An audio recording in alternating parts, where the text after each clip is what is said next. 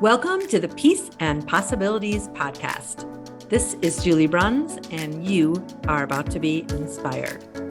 I am so excited to share my conversations with amazing people from all walks of life who figured out how to be happy, peaceful, and content doing work they love and making the world a better place so that you can see what's possible for your life. I can't wait to hear what you think. Send me an email and let me know one thing you're taking away from this episode. And never forget, anything really is possible. Welcome to this episode, everyone. My guest this week is Karen Sherman. And Karen and I, this is the first time we're chatting. I actually heard her chatting, but I was on a phone call for the Aspire, with the Aspire group. Just for a little background, Karen, I met Dr. Sam Collins at a conference I was at back in 2016.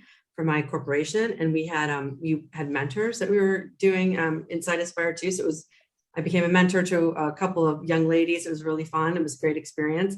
And at that conference, just a little tidbit, I write about this in my book.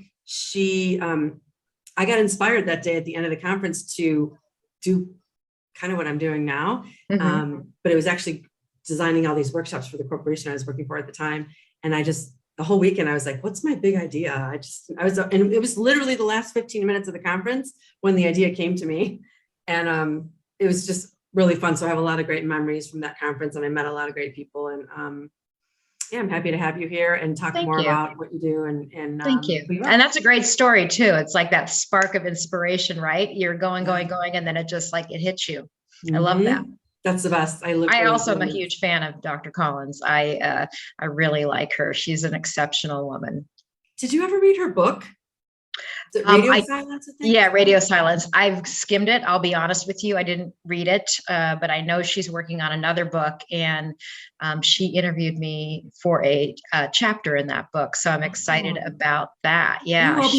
I'll be excited to read that. I read her book probably the year after I met her. It was definitely several months after I was at that conference. It was a really good book. It was emotional and just a lot of good leadership lessons. And it was really, I read it from cover to cover. So you've inspired me already to go back and read it. Yeah, it was really good. It was really good. Yeah. Okay, so let's get into you and what you do. So first of all, tell everyone what you do now, what you're going to be doing. And did you see yourself with your career that you have now growing up? I actually didn't. I love thinking about this because I've been in the international development space for about 30 years. I spent about 15 years working throughout the former Soviet Union. I spent another 10 years working with women survivors of war and conflict and post-conflict zones around the world, all the wonderful places you hear about: Afghanistan, Iraq, South Sudan, Congo, Rwanda. And then for the last 8 years, I have been the president of Aquila, which was Rwanda's first and only women's college, with this idea of how can I advance women? And that's kind of been a constant theme through my work today. And I'm actually just launching a new business. But this question of when I was young, I was sort of the kid who was, very cause oriented. I was the one going, door to door with my little red wagon, collecting canned foods for the hungry. I sold candy bars for the synagogue to send underprivileged children to camp. I mean, that was like every cause was my cause. But I never thought that I could really think about causes from a career standpoint. In fact, I took a very traditional career path. I was like, I'm going to become a lawyer. I'm going to study political science. I took the LSATs. I worked for the King County Public Defenders Association in Seattle, Washington, and then had this epiphany that I actually did not want to be a lawyer. But it's funny. I didn't even know that international development was a career. I never even knew that was something that I could do for a living. And so it was really after I came to Washington, D.C. for an internship that I had set up for myself, realizing that was something that I really wanted to do. Wow. How would you define international development? I have to say it kind of found me. So 4 days after I graduated from college, I went to University of Oregon. I'm from Oregon. I threw everything in the trunk of my car, drove across the country to Washington, D.C. for an internship. 2 months later, I was working for a group called Peace Links, which was founded by Senator Dale Bumper's wife, Betty Bumpers, at the time.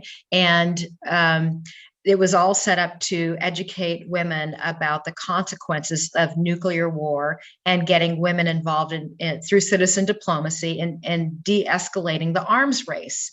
Wow. And so I ended up going to the Geneva Summit talks in 1985 and meeting General Secretary Gorbachev. I was literally just a few months out of college, and that like set me on this path. I went back and I, got my master's in Russian East European studies. I started a business in the former Soviet Union, and then I started doing development there. And that was the impetus. It's crazy, right? It is crazy because when you're growing up, it's just like, here are the careers, especially for women. You can be a nurse, you can be a teacher, right. You can be a lawyer, doctor, if you're really inspired, right? But there's not this. I mean, back in the day, I'm in my 50s, but there was always this, you could do this career assessment. You can answer these questions and it'll tell you what you're good at or what you should be kind of aiming toward. But we didn't have all the tools we have now, and all the research you could be doing to find out like how your gifts and skills could be used in other ways, not just traditional, I'm a nurse, I'm a teacher. It's so true. I mean, we could do such a better job really showing young people, and particularly young women, the spectrum of opportunities out there to them, because I might have made different choices earlier on if I knew what was possible. And I think we tend to plug people into these kind of traditional careers.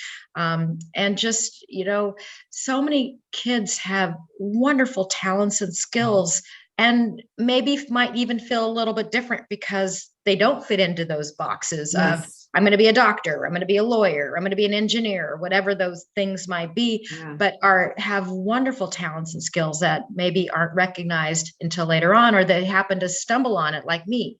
Yeah,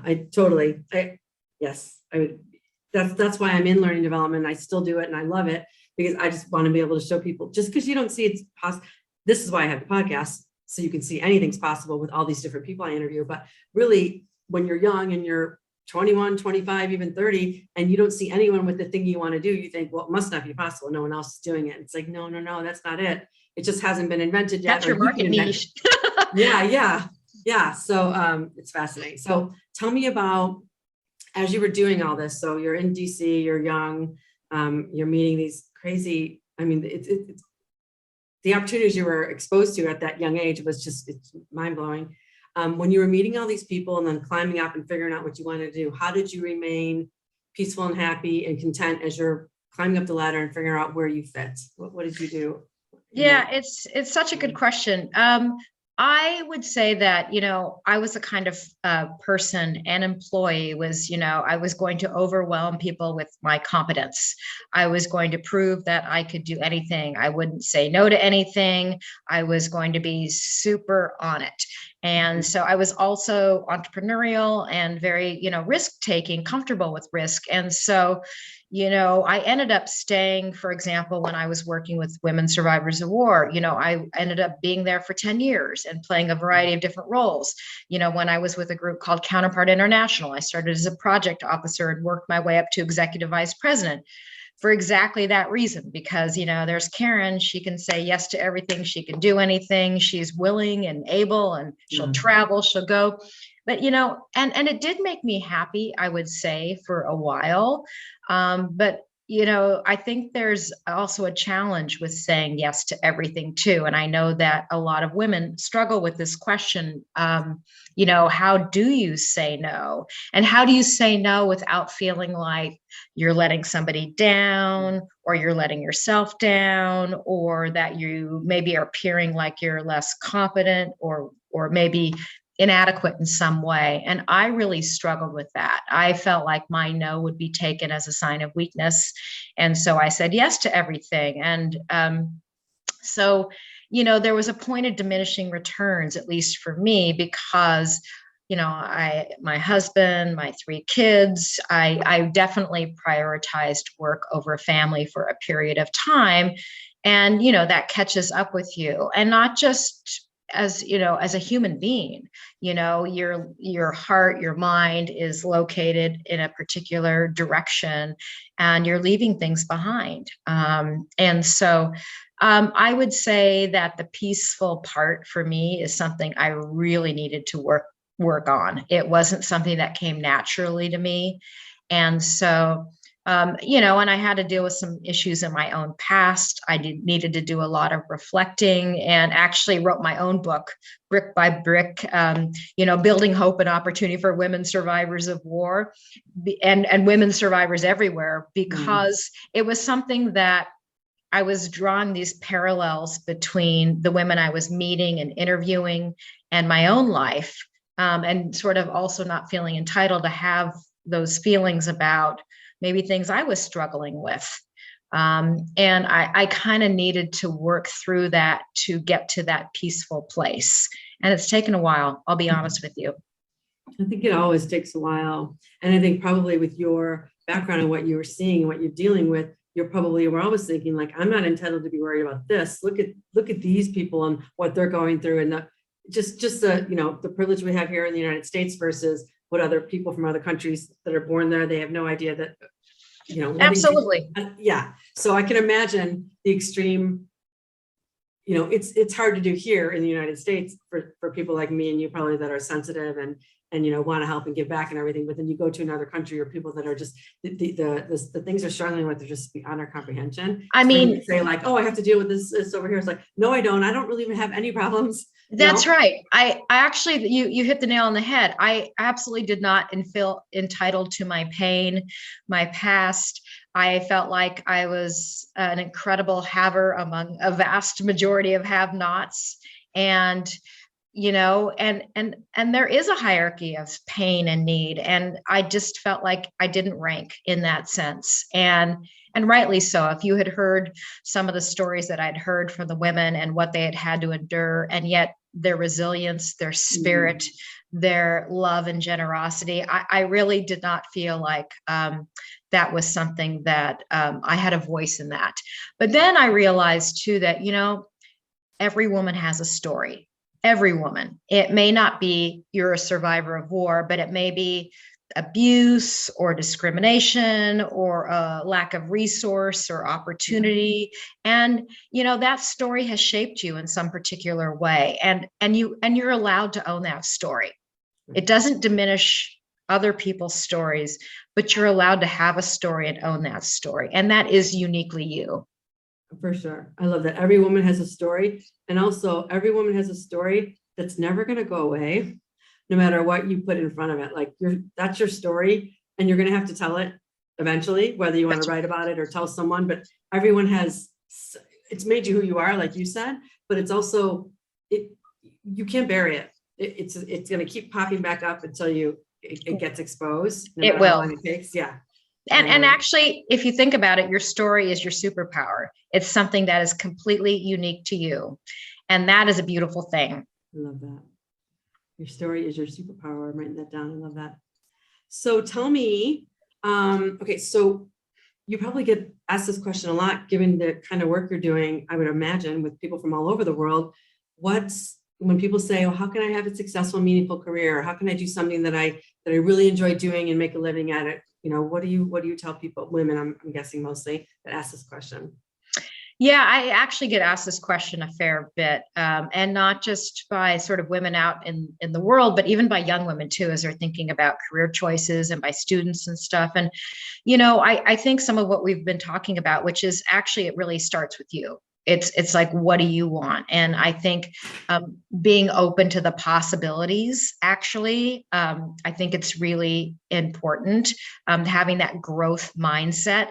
We talk a lot about that when I was, at Aquila and as being in the education sector, and we're working with some young women who actually their parents are war survivors. They survived the genocide in Rwanda from 1994. They're the first in their families to go to college, many of them from rural areas. And so we talk a lot about growth mindset and how important that is. But also, I think for even, American women, just to realize how fortunate you are to be able to have and make choices. There's so many women around the world that do not have the ability to do that. And I don't say that because I want women to feel guilty, but because you should embrace it. It's a gift. It's an opportunity and it's a gift. So I think for women, and also to say that I have found that a lot of women, and myself at times too, make decisions about career choices out of guilt or fear or a sense of obligation or other constraints that may be self-imposed. And so, make a decision because it's the right decision for you, and not because anybody else has really told you that you have to make these kind of decision, or you're bound by these constraints. So I think that's really important. And the sort of the one other piece of advice is that I think we often sort of waiting for certain doors to open for us, right? Mhm. And you might say, this is what I really want to do, even if you haven't seen an example of it before. But like, if you're not seeing that open door, look for a window and be willing to jump in and be okay with taking risk. I love that Sheryl Sandberg said this. It's not a ladder, it's a jungle gym. It doesn't have to look like I'm going up, up, up. It's okay to go over here and over there and over there. I think that I find that really valuable, because I think a lot of women, you get on this train and you think, well, I've got to move up, right? Mhm. As opposed to like, you know what? I actually don't. I actually want to do this over here, or look at that over there. I love that. A past guest of mine, Carrie Kelly, we talked about this several months ago. Like, are you on the right ladder? Because what if you're going up that ladder and it's not even the ladder you want to be on, but because you're on it, you're like, oh, that's the next thing. I'll just go for that. And then you get there, you're like, this isn't what I want at all. Well, you weren't even on the right ladder. You were going up to a Right. place that you never even intended to be there. It changed for you or whatever. Maybe the color of the ladder changed, and now you don't want to be there anymore. It's so important for us. And I love what you said about making choices, because in this country, we take that for granted for sure. And we'll say, like, I'm stuck here. I'm this, that's like, no, stuck is, you don't even know what stuck looks like. You will go to another country. Yeah. Right. And we are not, like, you should be ashamed, in my opinion, of making it staying somewhere that you don't like to be, or in a relationship you don't want to be in, when you have freedom to choose and go somewhere else, instead of you weren't ordered to be with this person, or ordered to be in this, wherever you are in another part of the world. There are people experiencing that every day, and we don't have that. So we shouldn't take it for granted, and we should be able to say we're making a better choice, we're doing the right thing, whatever it is. But it's never not because we don't have it. We might be fearful, or we might say we don't have a choice, but we always do. There's people all over the world that don't have any. And in my opinion, how dare we take that for granted here? Well, and I agree. And I would also say that, my experience, not just around the world, but in the United States too, is, education gives you voice, but it's really the economic participation that gives women choice. Choices to, stay or leave a marriage, choices around, how money is saved and spent, and for a lot of women around the world, choices around keeping their kids, and particularly their daughters, in school. And so that money piece is really important. And if you do have your own resources, because there are people who are legitimately stuck because maybe they don't have the economic resources or even the wherewithal to make different choices. But if you do have those resources, then being stuck is a luxury. Yeah. I love that. Being stuck you're right. And we just got caught up in, well, this is how it's supposed to be, or I can't do anything about it. And we always could do something about it. Like you said. Okay. So is there anything you wish you learned earlier in your career? Like, there's something like, I have these moments a lot lately. Like, I wish once I finally get something, I'm like, darn, it would have been so cool if I knew that 25 years ago. Yeah. Somebody taught me this one time, and I really love it. It's always stuck with me, that no is a complete sentence. I love that. No is a complete sentence. That I never really felt like I had the power to say no. And maybe, it's completely self-imposed as a woman, being ambitious, trying to make my way in the world. It didn't feel like I could say no. And so it was always more, more, more, more. And I actually felt like if I knew that I could say no and actually understand that that was a powerful thing to do, that there was strength in the no, I think that that would have maybe it wouldn't change my career trajectory so much as I think I would have been happier and more peaceful along the way. That's what I think. Yeah, Yeah. and there's strength in no. And I'm married to a man, and I am a strong man, an alpha man. And it's so, and I have two boys that are in their 20s now, but it's so fascinating because it's not, I think it's just the women are just born this way, where we don't think we can say no, we feel guilty, whatever. We're taught all these different things. It's just a gender thing when you're younger, but men, it's just like, it's just no. And then there's Right. they're not looking behind their back and they're like, do you mind? Or, I know. What is that? I know. I have a husband and 3 boys too. And I'm like, I don't think they think about it like that. It probably doesn't even cross their mind. And the irony is they don't, and they have more what they want sooner. I feel like I know I can speak for myself. I'm always, my husband he says what he wants, he gets what he wants. It's not an accident. He knows what he wants. And I might know what I want, but I might settle for something else because I don't think I can ask for that thing I really want or whatever. And men are just not taught that way, or they have this more confidence and competence. And I know I'm generalizing here, but it really is just fascinating to me that it's just like, no, that's just, I'm not doing that. And I'm not going to, they might not like me, or they might not like that. And I care about that. Why? Like, and we take so much more energy to figure things out, and we could have a simpler life, and we could have more what we want sooner if we just figure that out. That's a big one for me. Like, yes, saying no is a complete sentence, and not being worried about what everyone else is thinking. Yeah, not being worried about it. Look, I was, for much of my career, I was a woman who left, I left my husband at home with our 3 boys as I traveled around the world doing my work. And you can't believe, actually, the criticism didn't come from men. It came from women. It came more from women. Like, are you ever around? Or like, they're rolling your eyes and, oh my God, how could you? What kind of mother are you? What kind of person are you? And we need to stop doing that to other women. I think it would be easier to get to the no if we actually embraced women and gave them that kind of freedom to be ourselves, whatever that looks like. And yes, I got that too, because I was traveling a lot in my 30s, and people would always say, where are your kids? I'm like, they're with their father. I'm married. Yeah. He's great at taking care of them. He, they go to school, and then he picks them up just like I would be picking them up. Exactly. And he feeds them dinner, and he helps them with the homework, and he puts them to bed. Like, but it's just like, only I could do that. It's like, he does a very good job. He does he cooks better than me. He cleans better than me. My husband too.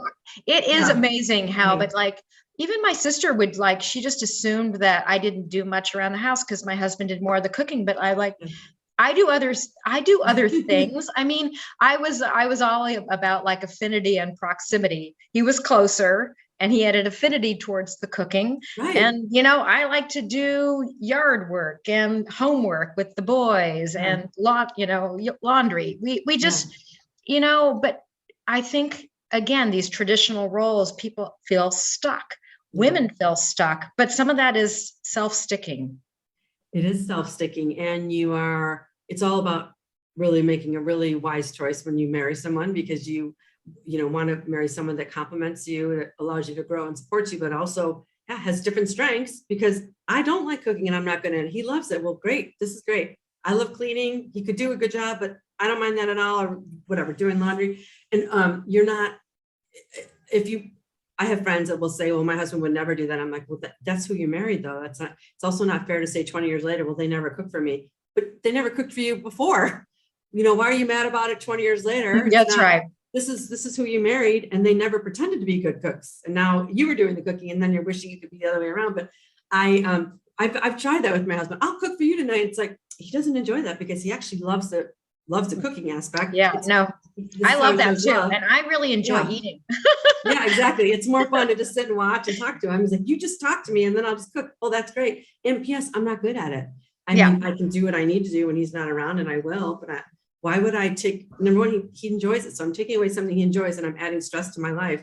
when it's something I don't like. Have you noticed this? I'm really curious too, but I actually think there are some women who enjoy sort of the martyr aspect of it and then also feel like, oh, but I'm going to do a better job at it. I'm going to do it the way that I want to do it. And so it's actually not about sharing responsibility, but about keeping control. Yeah. And right. And so maybe, you have to renegotiate, particularly over the course of a long marriage. You get fixated in these roles, you evolve, he evolves, and maybe giving yourself to kind of reapproach, re-engage, redefine boundaries and relationships and roles, because I think we all need that as human beings to be able to evolve and change.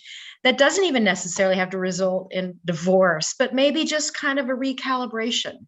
Yeah, I like that, recalibrating. Yeah. And yeah, your lives are changing. The kids are getting older. Okay, we don't have to do this anymore. Do you want to change this? Or I enjoy this, or I don't want to do that. Okay, then yes, it's always a recalibration and renegotiation with the big phases. I mean, you can be in that phase for 10 years, depending on the age your kids are. And this is how it's going to look for you now, because this is his career and this is your career or whatever.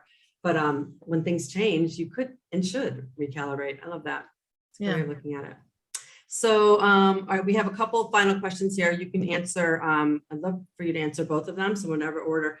What's the greatest gift that you offer the world every day? So you have to brag. And then what's the one thing you're going to take away from our conversation today? Something new. Something new. Or just an insight or whatever. Yeah, I'll give you the brag, which is, I think what I'm bringing to the world every day is my passion and my tenacity. I was that kid, like I said, who wanted to change the world, trying to make the world a better place. And even now, decades later, I still wake up every day excited and passionate about wanting to change the world. And I know that sounds myopic, and I actually don't believe that it is. I think that, if you're thinking about monumental global change, yes. But if you think about an opportunity to change somebody's life, make a difference in somebody's life, my Facebook actually says working to change the world one woman at a time. I really believe that. And I've seen the results of that on students, on other women, women who may have started their own business, women who are making their way, finding meaningful work and a meaningful life. And so, just that energy and enthusiasm for life. I think that is my gift to the world, and particularly as it relates to advancing women and girls. I love that. Yeah, one woman at a time. Some people might say, well, I don't have that platform or that kind of job where I can do that. But like you said, it's just any interaction with a woman can make a difference. A smile, a thank you, or whatever it is. And you never know whose life you're going to change with just a simple comment or whatever it is. Maybe no one even talked to them that day, but you're out and about seeing them, and you actually see them and say something to them, and you never know who you're going to impact. So I love that message. Absolutely. And in terms of your question about what this takeaway from this conversation, you never know what the conversation is going to be like. But I actually, the big takeaway is I feel like I made a new friend, actually. Aww. Somebody that I can really identify with. And I just feel like I'm always surprised at how much unites us rather than divides us, how much commonality there is among women from different places all over the world with different stories and backgrounds. And, if you hold on to that, what keeps us united as women everywhere, even if the choices that you've made are very different, I think that's a warm, wonderful feeling. I totally agree. Yes. And the more we can do that with each other, no matter where we are in the world, the better it's going to be. Because we really are, I believe women are really the change makers. Women are the ones who we might not be able to say no. I might take a little bit longer to learn that stuff, but we're the ones with the idea, like we see what's possible and we have the passion to change things. And we have the, I was going to say sentimentality. It's not, we have the sensitivity and we have the intuition. We have all those wonderful women powers that make stuff like you're doing. And, the ideas that I had to even launch this podcast, that's all, in my opinion, because we're women. And, if everyone was supporting each other more, women and supporting each other more, and men, we'd have so much more of that. I could not agree more. And I mean, this has been proven out in every single country context that I have worked in. And we may be sitting here saying, I don't really have that much in common with Afghan women or Congolese women or South Sudanese women or Ukrainian women, right? And yet you know instinctively, visually, at your core that those women want very much the same things that you want as a woman. They want to be treated with respect, with dignity, to live a life free from violence, abuse, and harassment, and to really believe in a better future for their children. I have found that women everywhere want those things. And so I take comfort in that. Yes, I love that. It's so true. But there's so much more. We have so much more in common than we do not in common, and seeing that commonality. And like you said, as soon as you meet a woman, no matter what country she's from, you don't even need to say words necessarily. You can just see, you can feel you get a feeling from them, or they respond to something, anything. Because I've done a lot of traveling a while ago too. So you're right. It's universal, and it's comforting. There's definitely comfort in that. Well, I really enjoyed our conversation too. I'm so glad you said what you said about making a new friend, because I feel like that every time I have a conversation with someone on my podcast, but there's always those special people. So I definitely feel that with you too. And I'm excited to learn more about what you do and read your book and discover, and all of the new work you're going to be doing. So how can people want to find out more about that? How can they get in touch with you or learn? You can, KarenSherman.org is my website. You'll have a link to my book there, and also learn a little bit more about me and some of the things I write about and talk about and think about. My new business that I'm launching soon in Rwanda, Virunga Mountain Spirits. So what is that? Can you just say what that is real quick? Yes, I'm starting a craft-based distillery in Rwanda, working with wonderful potatoes in the Virunga Mountains, and creating jobs for women along the value chain. Oh my gosh, that's so cool. Well, I can't wait to support you and learn more about it. And good for you for going after and doing some cool stuff in other parts of the world. Oh, thank you. Probably intimidated. Well, good for you for all that you're doing and your wonderful contribution to this world. Thank you so much. Thank you, Karen. It's been so nice talking to you. Nice to talk to you. Take good care. Bye, everyone. Take care. Thanks for listening. I hope you loved this episode. Don't forget to like us, subscribe, review, and share it. I hope you were truly inspired. And for a little more inspiration, don't forget to pick up my book, Peace, Possibilities, and Perspective: 8 Secrets to Serenity and Satisfaction in Your Life and Career. I can't wait to get you love in your life.